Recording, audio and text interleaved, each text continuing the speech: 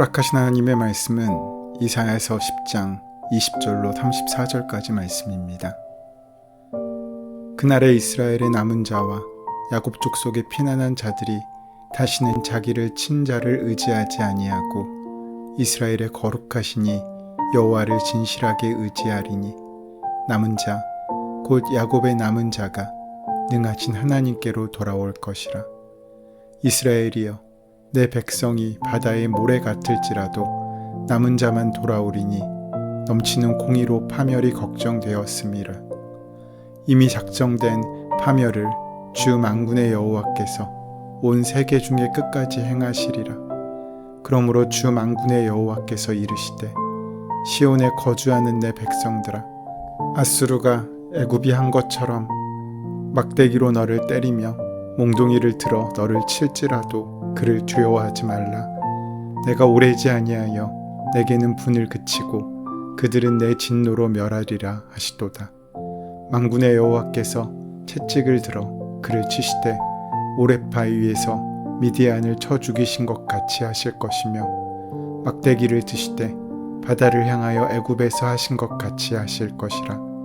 그날에 그의 무거운 짐이 내 어깨에서 떠나고 그의 명예가 내 목에서 벗어지되 기름진 까닭에 멍에가 부러지리라. 그가 아얏에 이르러 미그론을 지나 믹마스에 그의 장비를 두고 산을 넘어 게바에서 유숙하매 라마는 떨고 사울의 기브아는 도망하도다. 딸 갈리마 큰 소리로 외칠지어다. 라이사야 자세히 들을지어다. 가련하다 너 아나도시여, 만매 나는 피난하며 개빔 주민은 도망하도다. 아직 이날에 그가 노베서 쉬고 딸 시온산 곧 예루살렘 산을 향하여 그 손을 흔들리로다. 보라, 주 만군의 여호와께서 혁혁한 위력으로 그 가지를 꺾으시리니 그 장대한 자가 찍힐 것이요 그 높은 자가 낮아질 것이며, 새로 그 빽빽한 숲을 베시리니 레바논이 권능 있는 자에게 배임을 당하리라. 이사야서 10장은 북이스라엘의 죄에 대하여 이야기하면서 시작됩니다. 하나님의 시선으로 역사를 바라보는 예언자는 이제 예루살렘의 파멸은 피할 수 없게 되었다고 말합니다. 이사야는 그 백성이 수치를 당할 것이고 기름진 포도밭은 찔레와 가시나무로 덮이게 될 것이라고 말합니다. 세차게 흐르는 유프라테스의 강물이 백성을 덮칠 것이라고 말합니다. 하나님의 백성이 왜 이런 일을 겪어야 합니까? 이사야의 대답은 간명합니다. 그들이 하나님을 법에 따라 살지 않았기 때문입니다. 북이스라엘에는 지도자는 물론 그 백성에 이르기까지 죄가 광범위하게 만연하였고, 게다가 북이스라엘은 동족 상잔의 비극까지도 서슴지 않고 형제의 나라인 유다를 미워하며 침공하기까지 했습니다. 지도자들은 불의한 법을 공표하고 양민을 괴롭히는 법령을 제정하였고, 가난한 자들의 소송을 외면하며 가난한 백성들의 권리를 박탈했습니다. 과부들을 노락하였고 고아들을 약탈했습니다. 하나님께서 보호해 주라고 율법으로 정하여 주신 계층인 과부와 고아들의 재산까지 강탈했던 것입니다. 과부와 고아는 타인의 도움이 절대적으로 필요한 사회에서 가장 약한 계층이었습니다. 그래서 하나님께서는 율법을 통해 누누이 이들을 보살펴 줄 것을 말씀하셨습니다.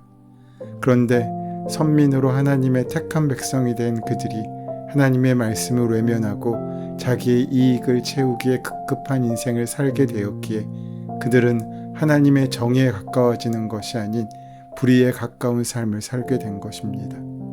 북이스라엘은 가진 것이라고는 그야말로 아무것도 없는 과부와 고아들을 강탈하기 위해 법을 새로 제정하였다고 하니, 하나님의 율법을 저버리고 자신의 이익만을 추구하는 사람이 얼마나 극악해질 수 있는지를 단편적으로 보여줍니다.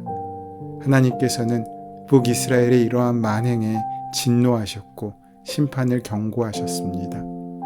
이런 북이스라엘의 죄에 대한 하나님의 심판이 임하게 될 것입니다.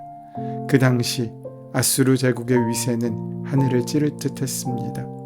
우리나라 속담으로 표현한다면 아수르군이 나타났다고 하면 우는 아이들이 눈물을 뚝 그칠 정도로 그들은 두려운 존재였습니다. 오랫동안 북이스라엘과 남유다를 괴롭히던 아수르는 결국 북이스라엘을 멸망시키게 됩니다. 그런데 하나님께서는 이스라엘을 멸망시킨 아수르를 가리켜 그는 내 진노의 막대기요 그의 손에 몽둥이는 내 분노다라고 하십니다. 즉 아수르가 고대 근동지방에서 가장 강력한 국가가 된 것은 결코 자신들의 지혜와 힘에 의한 것이 아니라 하나님을 떠난 이스라엘과 유다의 죄를 심판하기 위한 도구로 하나님께서 세워주셨고 부흥케 해주셨다는 말씀입니다. 그러나 그들은 그 사실을 망각하고 교만히 행했습니다. 그렇게 천년 만년 유지할 것 같았던 아수르는 바벨론에 의해 멸망당하게 되는데 멸망한 이유가 바로 본문에 나타난 아수르의 하늘을 찌를 듯한 교만함에 대한 하나님의 진노 때문이었습니다. 그런데 바벨론 역시 교만한 아수르를 심판하고 이스라엘 민족을 위해 사용하신 하나님의 도구에 불과했습니다.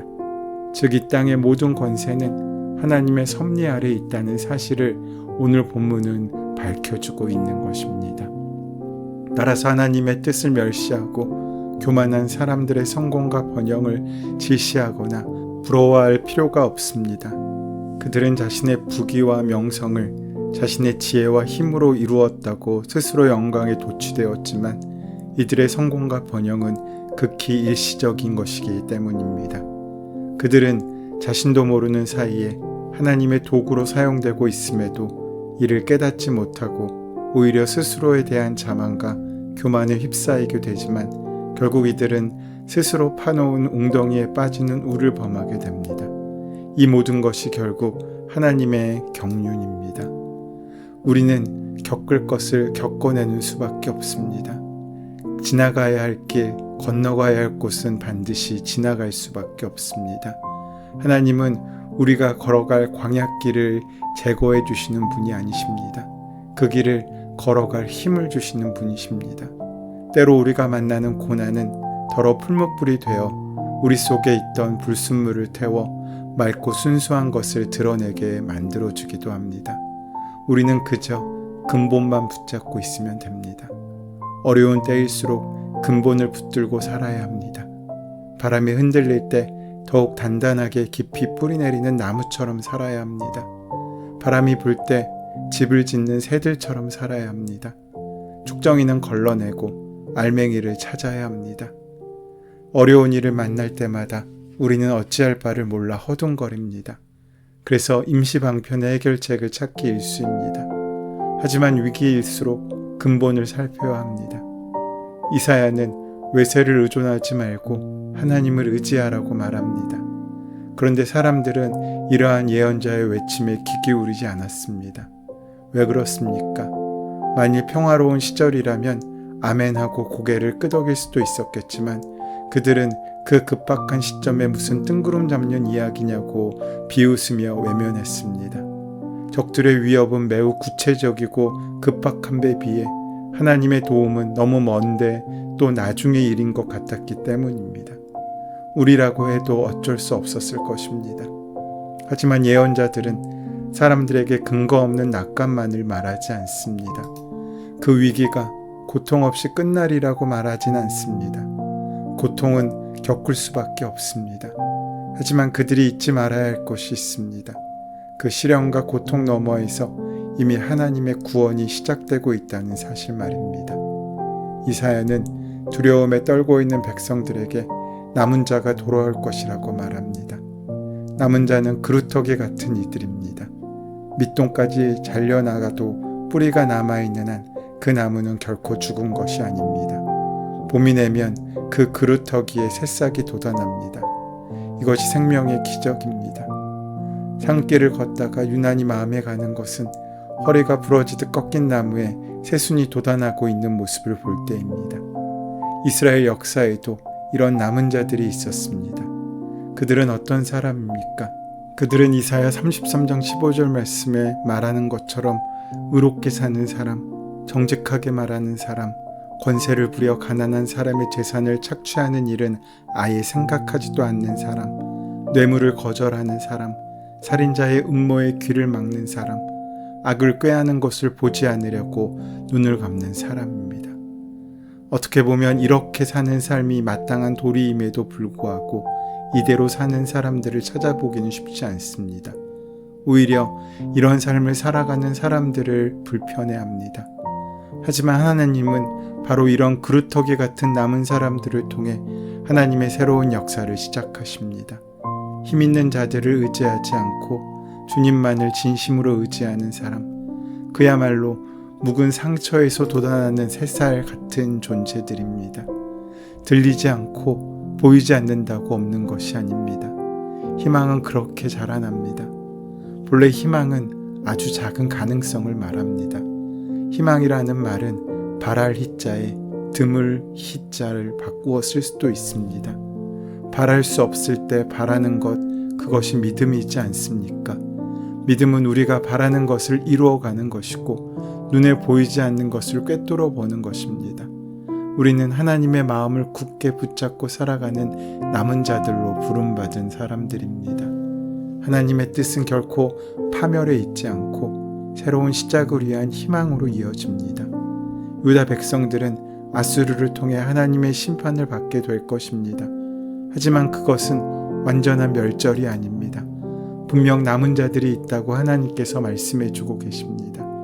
정확히 말하자면 하나님께서 남겨두시겠다는 의미입니다. 그렇다면 하나님께서 남겨두실 사람은 누구이겠습니까? 그들은 아수르를 의지하지 않고 오직 주님만을 진심으로 의지하는 사람들입니다.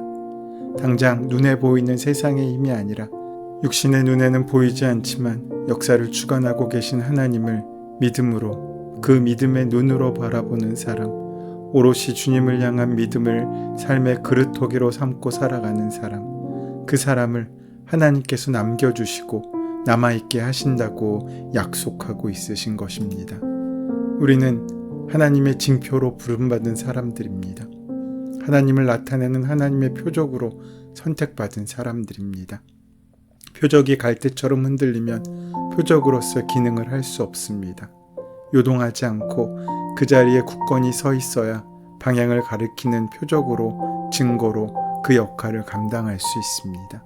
우리가 우리 삶의 현장에서 하나님의 표적으로 남겨지고 또 남아있기 위해 필요한 것은 절대적인 믿음입니다.